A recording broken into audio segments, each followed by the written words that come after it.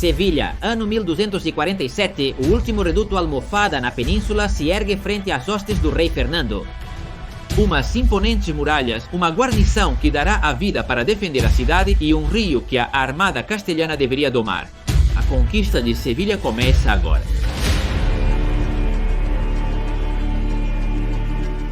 Já conhecemos a conquista de Córdoba e Jaén, o que resta na península? Pois por um lado, o reino de Granada e por outro, Sevilha e seus arredores. Oficialmente governada pelo Império Almohade, embora houvesse uma série de líderes que governavam pequenos territórios como Niebla. Como temos conhecido, o califado está em decomposição, dilacerado pelas lutas internas. O califa era Muhammad al-Adil, mas seus dois irmãos conspiravam contra ele. Portanto, ele não prestaria muita atenção ao que estava acontecendo em Sevilha. Era o momento de levar a cruz até a capital, Almohade, na Espanha.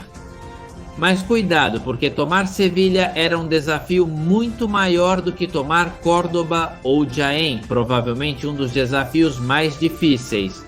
Desde que começou a Reconquista, as muralhas da cidade eram da mais alta qualidade. Sua guarnição estava determinada a resistir ao avanço do cristianismo, e os líderes próximos compartilhavam essa convicção, não hesitando em reforçar suas defesas. Os sevilhanos recebiam uma grande quantidade de suprimentos através da ponte de Triana e tinham um fluxo constante de reforços através do rio Guadalquivir. Como então tomar uma cidade assim? Pois Fernando concluiu que deveria fazer várias coisas ao mesmo tempo. Cercar a cidade por terra, bloquear a ponte de Triana, tomar posse do rio para evitar a chegada de reforços, enfrentar qualquer exército de reforço terrestre. Enfim, muitas tarefas para Fernando III. Seu exército não dava conta, ele precisava de ajuda. Atenção, a ponte de Triana não é a que existe hoje em dia. Naquele momento, a ponte consistia em uma série de barcaças de madeira unidas com correntes. Era uma ponte relativamente sólida, mas de maneira alguma uma ponte assentada no terreno com colunas de pedra. Isso será fundamental no cerco. A cidade tinha 7.400 metros de muralhas, algo impressionante, e também contava com fortificações fora da cidade, como por exemplo o Castelo de Gavir, hoje conhecido como Castelo de São Jorge, que protegia Triana. No ano de 1246, Fernando solicitou tropas ao rei Jaime I de Aragão, que não hesitou em enviar reforços. Agora que seus domínios estavam bem estabelecidos, uma década depois de tomar Valência. Em termos de números, estava bem, mas para bloquear o rio precisava de uma armada de guerra, algo que lhe faltava. Era hora de Castela iniciar sua jornada na guerra naval. Castela tinha experiência marítima pelo comércio e a pesca no norte. Agora reuniria uma frota de guerra para tomar Sevilha. Dos portos de Castela respondeu-se ao pedido, mas também dos portos de Leão. Faço esta distinção para aproveitar e destacar que Leão e Castela são entidades políticas independentes. Sim, pertencem à mesma coroa, conhecida como Coroa de Castela, mas cada reino tem suas próprias cortes. Pensem na coroa aragonesa, composta pelos reinos de Aragão, Valência, Maiorca e os diversos condados. Pois aqui igual. A frota castelhana, composta por 13 barcos à vela e 5 galeras, partiu da Galícia, direção sul, lideradas por Ramon de Bonifaz, enquanto a frota se desloca para o seu destino. Aproveito para pedir que se inscreva e dê um gosto, se estiver a gostar do vídeo. Lembre-se, ainda estamos em julho, há uma pequena chance de eles chegarem. Por favor, considere se tornar membro ou patrocinador do canal, para apoiar este conteúdo e poder acessar todos os vídeos antecipadamente, e até mesmo ter acesso a vídeos exclusivos. Ok, eles já chegaram a Sanlúcar de Barrameda. Lá o que acontece?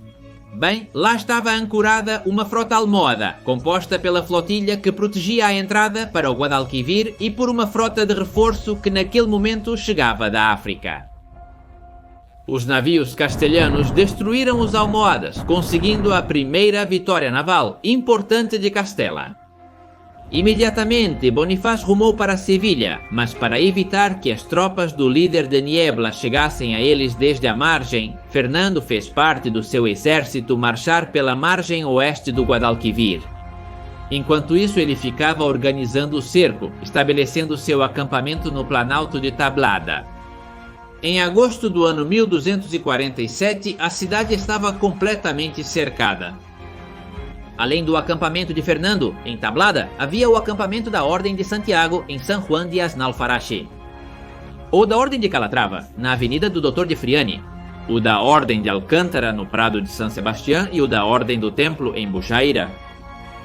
Mas também houve acampamentos de nobres do reino em camas em frente à Porta da Macarena e perto do Tagarete. Além disso, o rei de Granada participou do cerco desde o Aljarafe. Nenhum exército inimigo veio atacar os castelhanos. O contingente de tropas já era muito alto para que um exército peninsular os derrotasse. Seria necessário que chegassem reforços da África, mas claro, com a frota almoada em pedaços e o califado em guerra interna, as probabilidades seriam mínimas. E além disso, a frota castelhana impedia a chegada de mantimentos pelo mar. Então, os muçulmanos inventaram uma maneira de destruí-la. Você conhece o fogo grego? Talvez o fogo valeriano de Game of Thrones seja mais familiar. Basicamente, é uma substância menos densa que a água, que pega fogo muito rapidamente e mantém a chama por um longo tempo. Claro, por ser menos denso que a água, flutua. Portanto, é capaz de transformar um mar calmo em um inferno de fogo que devora os naves. Pois os muçulmanos carregaram um grande barco com fogo grego e o deixaram à deriva no centro do rio, de forma que a corrente a levasse até a frota castelhana. Soa familiar? Sim, seguindo as semelhanças com Game of Thrones, foi o que fizeram para deter o assalto marítimo contra Porto Real. Quem sabe? Talvez tenham tirado a ideia daqui. O fato é que o navio sarraceno avançava lançando fogo grego pelos lados, preenchendo a largura do Rio Claro. Quando Bonifaz percebeu o que estava acontecendo, mobilizou imediatamente sua frota, e não se sabe como. Mas o fogo grego não fez nada. É possível que o marinheiro ou os marinheiros sarracenos tenham sido abatidos por flechas antes que pudessem acender o fogo grego, ou que a quantidade de fogo grego fosse muito pequena. Não se sabe. O fato é que o ataque foi um fracasso retumbante. Em seguida, Fernando III, com a intenção de apertar ainda mais o cerco, deu ordem para que se tomasse Triana e seu castelo. Escadas, arietes e peças de artilharia foram aproximados ao acampamento mais próximo. A um sinal, as catapultas abriram fogo sobre o castelo com a intenção de desgastar os defensores. Então, a infantaria cristã se armou de coragem, pegou as escadas e os arietes e lançou-se ao ataque contra as muralhas do castelo. Imediatamente, as ameias começaram a vomitar flechas sobre os atacantes, dizimando a hoste. No entanto, as tropas castelhanas continuavam avançando. O que está acontecendo? Pois temos a ponte de Triana e de Sevilha, se via tudo o que acontecia. Se a guarnição decidisse enviar uma força para apoiar os defensores do castelo, os atacantes seriam pegos entre duas frentes, com a desvantagem de que os arqueiros do castelo poderiam alvejá-los sem oposição. Como resultado, o ataque contra o castelo durou pouco e foi um fracasso. Então, as tropas castelhanas tiveram que se retirar para o acampamento. No entanto, Triana, na ausência do castelo, havia caído e estava nas mãos dos castelhanos, mas ainda havia o problema do castelo estar nas mãos dos muçulmanos. No final do ano de 1247, Fernando chamou seu filho Alfonso para que viesse ao cerco como reforço, e ele obedeceu. Ele atendeu ao chamado de seu pai com reforços portugueses e aragoneses, aumentando ainda mais a quantidade de tropas que sitiavam a cidade. Imagine a visão do ponto de vista de um sarraceno, deve ter sido desanimador. Os meses se passaram e nenhuma nova tentativa de assalto à cidade foi feita. Seria um duelo de resiliência, mas claro. Pense que Sevilha fazia fronteira com a coroa de Castela, então Fernando III não teria problemas com suprimentos. Ao contrário de quando Fernando I tentou tomar Valência pela primeira vez, aqui em cima você pode conhecer a Batalha de Paterna e a tentativa de tomar Valência. Nesse caso, as linhas de suprimentos eram muito extensas e estavam em perigo. Aqui em Sevilha, não é? Em abril do ano 1248, Fernando III decidiu que a ponte de barcas de Triana deveria ser destruída. Para evitar a comunicação entre o castelo de Gavir e a cidade e para evitar que por ali pudessem infiltrar suprimentos. Não é apenas de forma direta, por terra, se alguém conseguisse burlar o bloqueio, mas também de forma indireta. Com a presença da ponte ali, os navios castelhanos não podiam subir mais pelo rio, então a cidade ainda podia continuar recebendo suprimentos por ali. Eles deveriam evitá-lo. Fernando reuniu Bonifaz e os demais oficiais da marinha e ordenou que eles pensassem em uma maneira de quebrar a ponte. O plano Força Bruta. Foram escolhidos os 2 navios mais grandes e fortes da armada castelhana. O monarca castelhano ordenou a instalação de grandes cruzes no topo de cada mastro e a operação começou no dia 3 de maio. Os 2 navios foram posicionados perpendicularmente à ponta a uma distância prudente, ancorados, esperando que o vento se tornasse forte. Conforme o dia avançava, o vento se tornava mais forte. E então Ramon Bonifaz, que estava em um dos navios, deu a ordem. O outro navio levantou âncoras e estendeu todas as velas para acelerar o mais rápido possível. Foi ganhando velocidade, cada vez cortava as águas mais e mais rápido. Os marinheiros se agarraram onde puderam. Os muçulmanos olhavam com medo e espanto a tentativa cristã, ao mesmo tempo que disparavam flechas para tentar deter seu avanço. E então o navio chegou à ponte. O impacto ressoou no ar, levantou-se poeira, saltaram lascas, mas a ponte se manteve. Os saracenos explodiram em gargalhadas e o navio castelhano começou a recuar. Ramon Bonifaz não mudou sua expressão. Foi a primeira tentativa. Roma não foi erguida em um dia. Era a vez dele. Ele ordenou que levantassem as âncoras em seu navio, estendessem as velas e se preparassem para o impacto. Mais velocidade, mais vento. Então, flechas começaram a cair, a tripulação levantou os escudos e os marinheiros se encostaram nas laterais do navio. Sem soltar as cordas ou negligenciar suas tarefas, chegou o momento. Um estrondo reverberou pelas bacias do rio. Os marinheiros caíram no chão com o impacto. E dessa vez não se ouviram risadas. O navio de Bonifaz atravessou a ponte, partindo os barcos, e saindo pelo outro lado, os cristãos conseguiram quebrar a ponte. Sevilha estava incomunicada pelo oeste, já não recebia suprimentos pelo rio e Triana estava isolada. Certamente seria neste momento quando o castelo de Gavir se rendeu ao se ver totalmente derrotado. De fato, a armada teve tanta importância na tomada de Sevilha que o filho de Fernando, anos depois, premiaria os cântabros com a isenção de diversos impostos relacionados ao mar. E faço uma pergunta, nunca se perguntaram por quê? Por exemplo, o escudo de Santander, Santônia, Comilhas ou até mesmo o da própria Cantábria. A Torre do Ouro aparece com uma corrente. Agora vocês já sabem a resposta. Por sua participação na armada castelhana que tomou Sevilha e destruiu esta ponte de barcas. Agora sim, os almohadas perderam toda a esperança de vitória. Os notáveis da cidade propuseram em outubro do ano 1248 uma capitulação com condições. Condições? Que condições uma cidade à beira da fome pode impor? Cercada por um imenso exército inimigo e sem possibilidade de reforços? Obviamente, Fernando III rejeitou a proposta e fez uma contraproposta. A cidade se renderia incondicionalmente. Os muçulmanos retornaram a Sevilha e dias depois enviaram outra proposta. Eles pagariam aluguéis ao monarca e entregariam o alcazar. Fernando rejeitou a oferta. Dias depois, voltaram com uma nova. Eles entregariam 1/3 da cidade, pagariam aluguéis e entregariam o alcazar. Nada. Fernando III voltou a rejeitar a oferta. Os muçulmanos enviaram uma nova proposta. Dividiriam a cidade em duas e a dividiriam com um muro. Metade seria cristã e a outra muçulmana.